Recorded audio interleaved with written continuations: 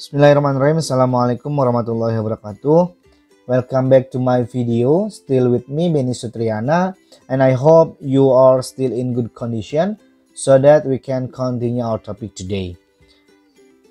Hari ini kita akan bahas chapter ke-6 atau chapter pertama di semester kedua, yaitu tentang naratif teks untuk kelas 9.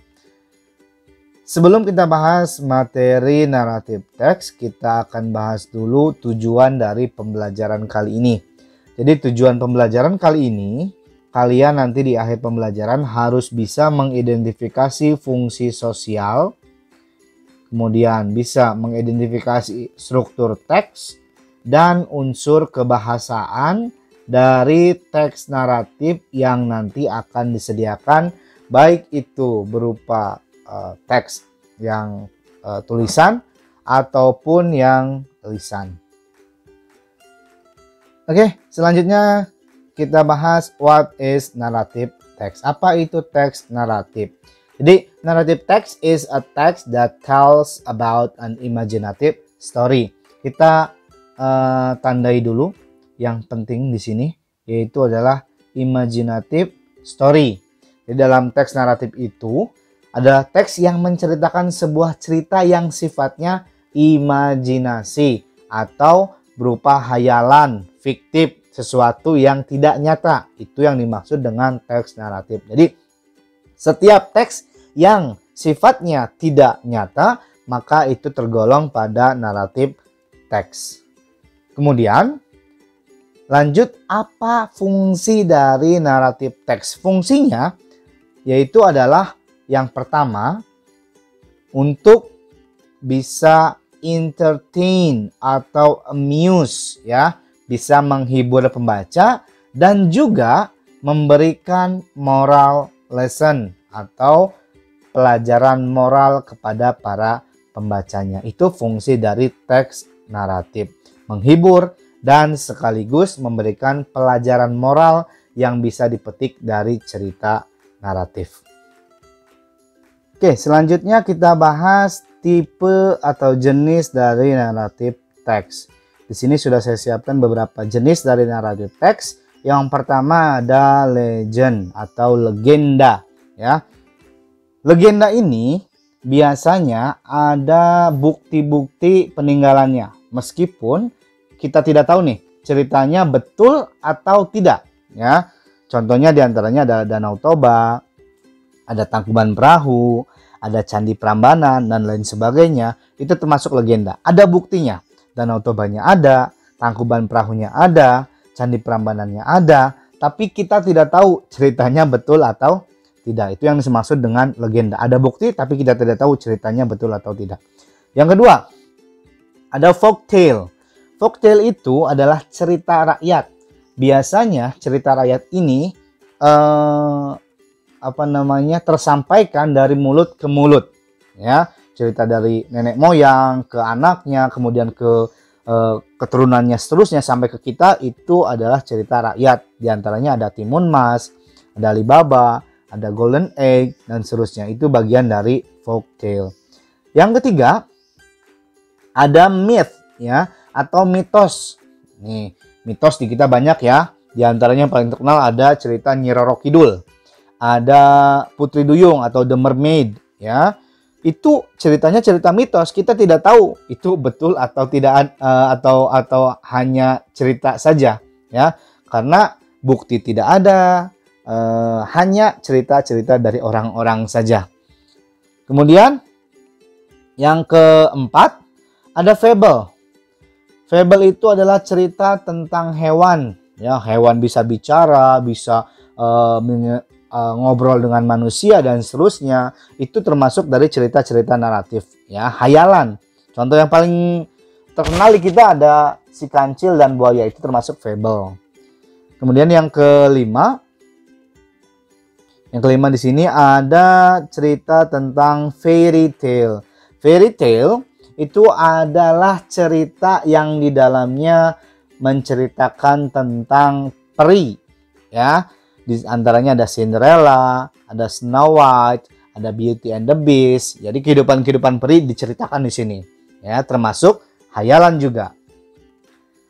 Yang keenam, mungkin ada yang suka dengan novel, ya. Novel ini beberapa di antaranya, kebanyakan adalah teks naratif karena sifatnya imajinasi, hayalan. Di antaranya ada Harry Potter, Sherlock Holmes, itu bentuk-bentuk dari cerita hayalan. Meskipun ceritanya sangat panjang sampai beratus-ratus halaman dan seterusnya, itu termasuk dari naratif teks. Ini jenis-jenis naratif teks. Ada legend, ada folktale, ada myth, ada fable, ada fairy tale, dan novel. The next, we are going to discuss about the generic structure. Kita bahas apa itu generic structure dari naratif teks, ya. Setiap teks there must be generic structure, karena kalau tidak ada generic structure kita tidak tahu urutan ceritanya akan seperti apa, ya. Generic structure itu urutannya seperti apa, harus jelas, harus betul generic structure pada sebuah teks. Di naratif teks juga ada yang namanya struktur teks. Di sini sudah saya sediakan sebuah cerita, yaitu tentang legenda Rawapening, ya. The Legend of Rawapening. Saya nggak akan bahas mengenai meaningnya, artinya. Saya hanya akan bahas generic structure dari teks The Legend of Rawapening ini. Oke, yang pertama. Dalam generic structure in narrative text, ya, ada yang namanya orientation. Apa itu orientation? Orientation itu introduce the characters, ya, and informs about time and place. Jadi di orientasi ada pengenalan mengenai karakter, ya, siapa pemerannya, siapa saja, itu biasanya diceritakan di bagian orientation. Kemudian yang kedua ada time, waktunya kapan. Dan yang ketiga ada place, tempatnya di mana. Ini bagian dari orientation. Kemudian, the second one, ada yang namanya complication, ya. Complication itu adalah problems of the story, ya. Jadi masalah-masalah yang muncul pada cerita. Ya, masalah-masalah di sini tidak mesti cuma satu, bisa masalah A, masalah B, C, dan seterusnya. Ya, itu complication. Jadi nggak harus satu complication. Complication bisa berapa dalam satu teks dalam satu teks naratif. Ya, itu complication.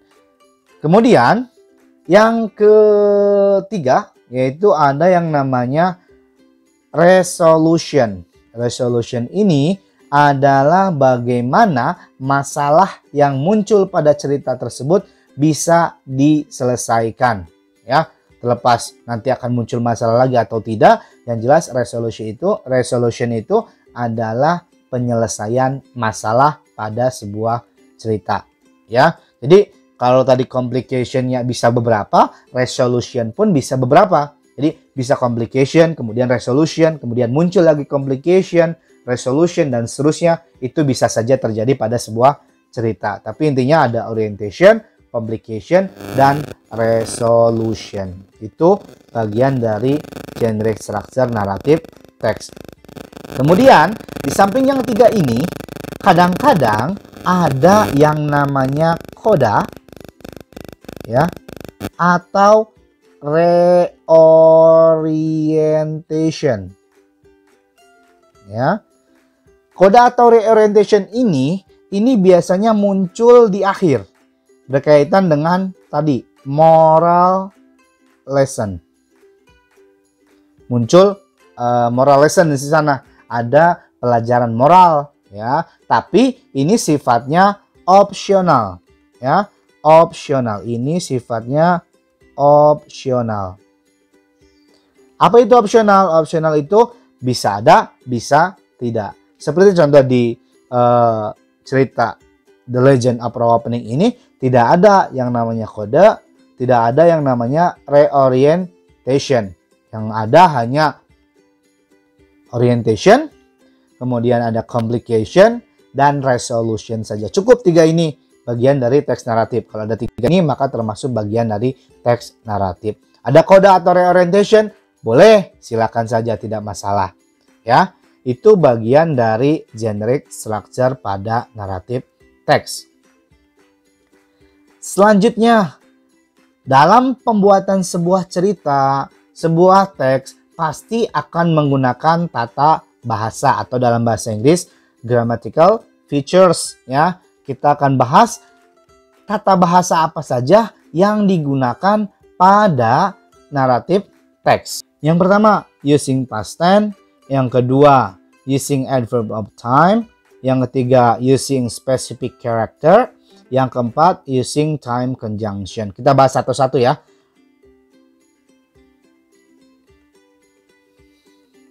Using past tense. Di sini yang paling sering digunakan adalah simple past. Ya, simple past. Atau yang menggunakan kata kerja bentuk kedua, atau to be, was, atau were. Ya, itu bagian dari past tense. Seringnya simple past, tapi tidak menutup kemungkinan tenses past yang lain. Contoh, misal ada past perfect atau past continuous dan lain sebagainya. Ya, pokoknya using past tense yang ada tenses past itu biasanya digunakan pada naratif teks. Tapi yang paling sering memang simple past digunakan di situ.